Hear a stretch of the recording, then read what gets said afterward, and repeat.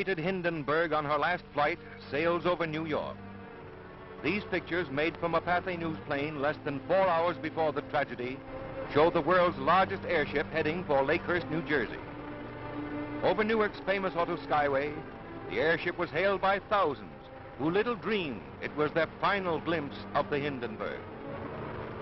Inside the silver envelope are 16 separate gas bags, each filled with hydrogen, a highly inflammable gas.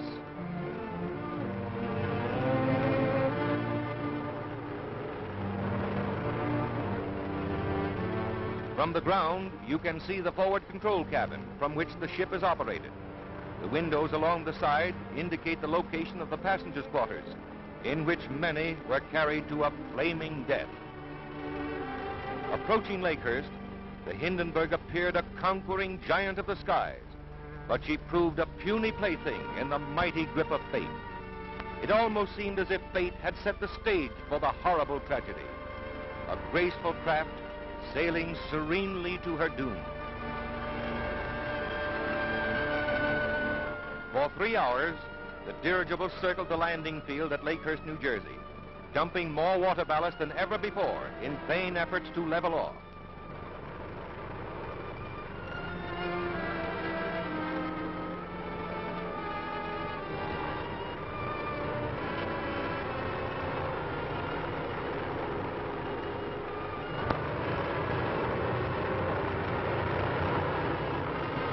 Again she dumps ballast, and a nervous tension grips those who are watching, for this is something unusual.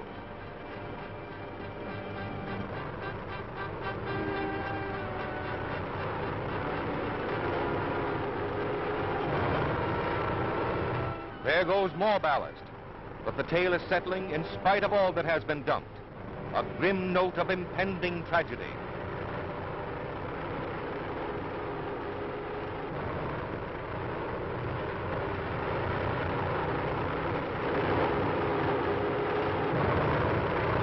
Finally, the landing lines are dropped. These scenes were filmed by Pathé News cameraman William Deek, and you're about to see the pictures he got when the ship exploded. Those aboard leaping for life from a flaming inferno, the actual crash of the Hindenburg, an airship destroyed in less than half a minute.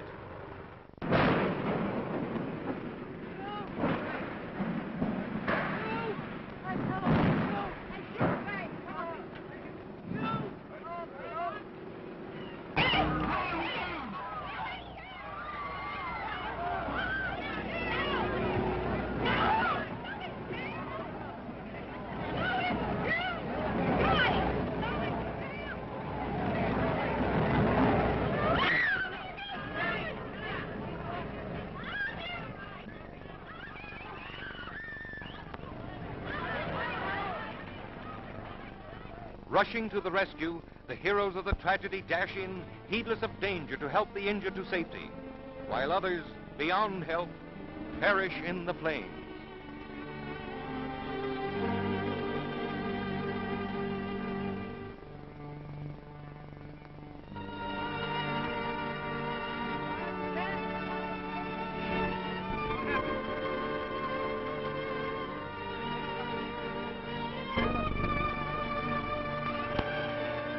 The blazing aftermath reveals the extent of the disaster, an inferno which became a flaming tomb, a twisted mass of the scorched skeleton of what was once a mighty airship.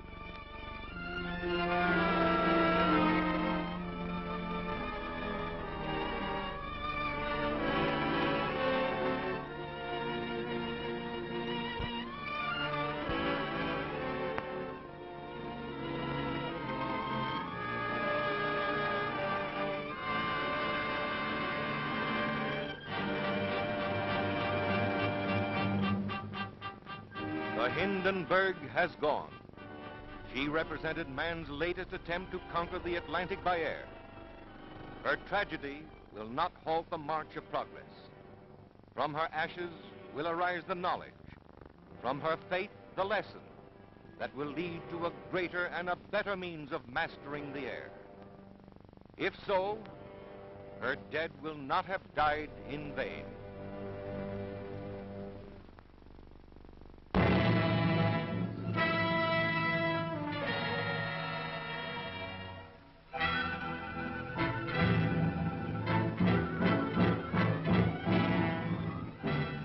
German Zeppelin Hindenburg, Queen of the Skies, seen here from a universal newsreel camera plane as it sped over New York to its tragic end at Lakehurst, New Jersey, now lies at the Naval Air Station a twisted mass of metal.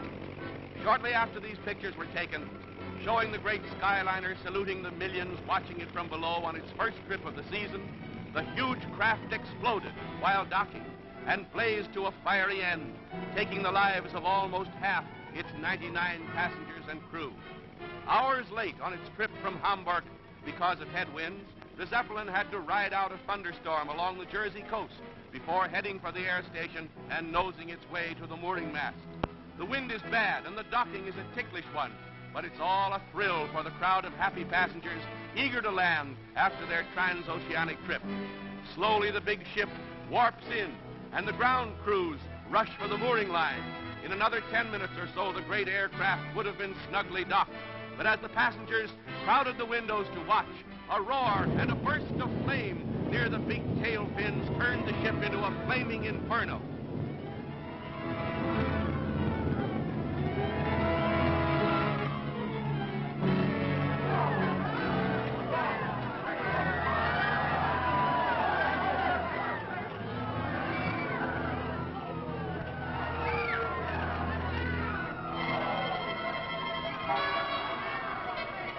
Passengers and crew, the fortunate among them, fell or jumped and were dragged to safety before the fiery furnace took their lives. Heroic work by Navy and Army men risking their lives around the white-hot skeleton snatched more than one dazed and half-burned passenger from the blazing wreckage. But for the most of those trapped in the incandescent tangle, there was no hope. It's the greatest of miracles that anyone came out of the disaster alive.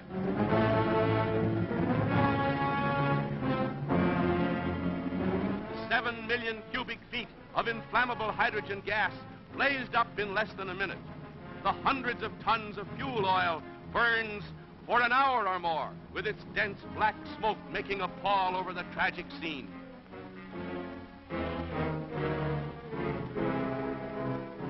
In all the history of air disasters, this is the worst, the most terrible. Hailed as the luxury liner of the air, the Hindenburg's horrible end has shocked the entire world.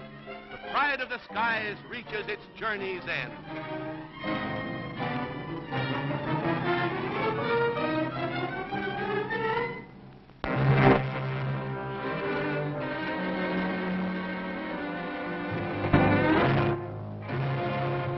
A twisted, tangled mass of seared girders and bits of blackened fabric are all that remains of the proud luxury airliner Hindenburg that lies at the Lakehurst Naval Station. The death list is now 35, with 10, including Captain Pruss, still on the critical list.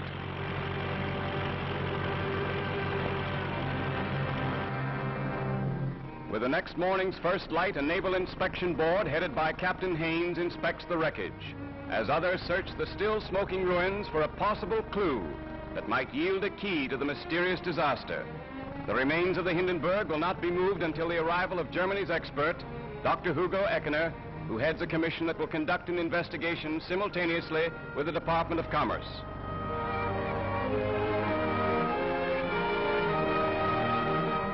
German Ambassador Hans Luther was the first Reich observer to arrive, visiting the injured at the hospital in nearby Lakewood, but refusing to comment on anything connected with the disaster.